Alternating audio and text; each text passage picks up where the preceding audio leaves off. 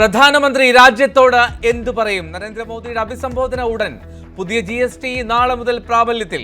വാഹന, വസ്ത്ര, മരുന്ന് വിലയിൽ കുറവുണ്ടാകും.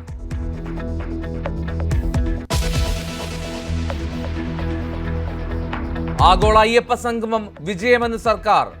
ആള് കുറഞ്ഞതെന്നത് കള്ളപ്രചാരണമെന്ന MV ഗോവിന്ദൻ. സംഗമം പരാജയമെന്ന നിലപാടിൽ ഉറച്ച പ്രതിപക്ഷം. ഹൈന്ദവ സംഘടനകളുടെ അയ്യപ്പ സംഗമം നാളെ പന്തളത്ത്.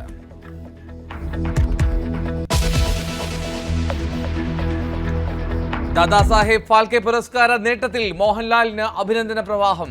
ഹൃദയപൂർവ്വം നന്ദി പറഞ്ഞ Lal. Deep sense of humility എന്നാണ് എനിക്ക് പറയാവുള്ളൂ. അതിന്റെ ഗ്രാറ്റിറ്റ്യൂഡ്.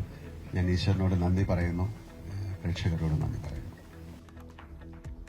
അമ്മയെ കണ്ട് അനുഗ്രഹം വാങ്ങി. ദൃശ്യം 3 ഷൂട്ടിംഗ് നാളെ മുതൽ.